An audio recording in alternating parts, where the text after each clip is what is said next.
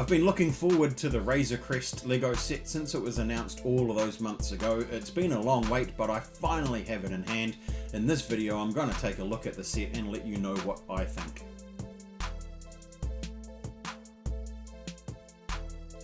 Hi everybody, welcome back. If you like this video and want to see more like it, please do subscribe and hit that notification bell. If you want to catch me live, I stream on Twitch 3 times a week. Head over to twitch.tv/betweenthebricks. If you want to see what's in the box and the speed build, head over to the video linked above and you can catch all the action there. But for now, stick around while I look at the Razor Crest and give you my thoughts. So here we have the finished Razor Crest. This took me just a little over 2.5 hours to build. I actually found it to be a very enjoyable build. It wasn't too difficult, and there was really nothing that was too specialized about it. So it starts with a sort of a Technic subframe, and then all of the panels and, you know, the front and the top are all mounted to the Technic subframe. In my opinion, I think the designer has done a really good job of maintaining the shape of the Razor Crest ship itself. You can see there from the side profile, it is very boxy and retains its nice snub nose, which is, you know, sort of genuine to the actual craft in the TV show. One thing that I quite liked about this model is that you can actually open up all of the panels on the side there and you can see right through the ship itself.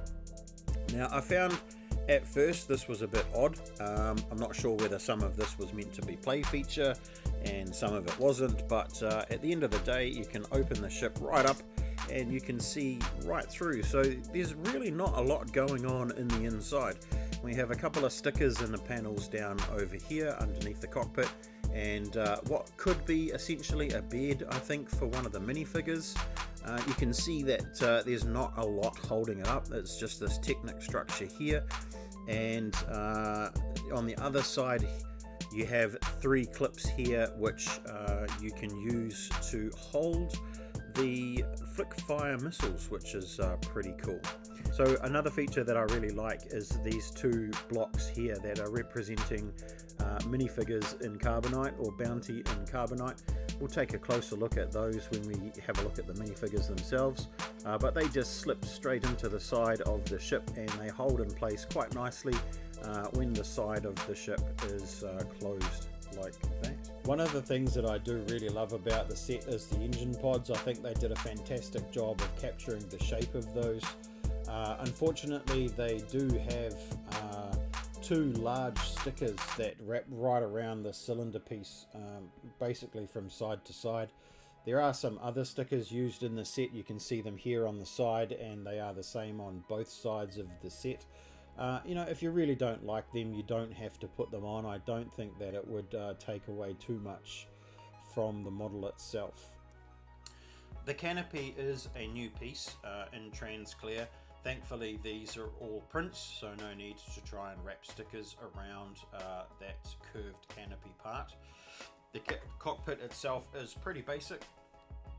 There's only 2 seats in there and just a simple printed 1x2 cheese slope for the console in there. Other than that, nothing really going on in the cockpit itself. You can push this part forward, which does reveal 2 clips, which I'm assuming is for weapon storage. Another feature in the ship, you can remove this here, and I'm not sure whether this is meant to be a sled for carrying the carbonite blocks or not, but you can remove the top of that, and there's enough room in there that you could actually fit one of the carbonite blocks. There are 2 flick fire missiles. You can just see the tip of one there and the other one over there. I really like the fact that they are hidden within the wing, and there is no visible brick for the flick fire missiles. I do get annoyed sometimes when you know, the flick fire brick, the 1x4 brick, ends up being stuck underneath the wing and is quite visible and, in my opinion, quite ugly. In this case, they're nicely hidden. They are activated simply by pressing down here on these grills, and they will fire off into the distance quite nicely. You do get 3 in the set, and there is As I said before, the provision for 3 of them to be mounted in here in clips, so you can stow those away without having to worry about losing them.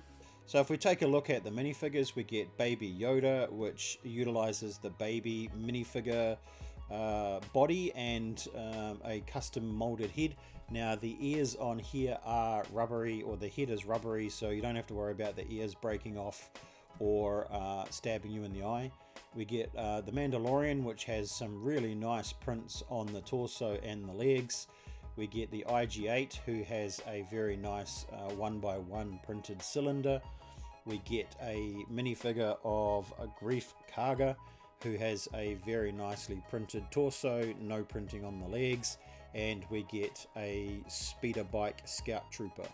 Taking a look at the back of the minifigures, the Scout Trooper has a nicely printed rear of the torso, as well as that printing on the helmet. Grief Karga also has printing on the rear of the torso. IG-8 doesn't have anything. The Mando, we need to lift up his cape to be able to see anything under there, and you can see there is a very nice print to match the front, and Baby Yoda has no printing on the rear at all. With the hair and helmets removed, you can see that the Mandalorian has a plain black minifigure head, and Grief and the Scout Trooper come with standard minifigure heads appropriate to the characters. If we flick this around, you'll see that the only figure with an alternative face is Grief Karga. And finally, here are the 2 carbonite blocks with the minifigures frozen in time. As I said before, these just slip nicely into the side of the Razor Crest ship with the side panel folded down. Alright, so there we have it. That's my review on the Razor Crest. I'll give it a solid 8 out of 10. I really enjoyed the build.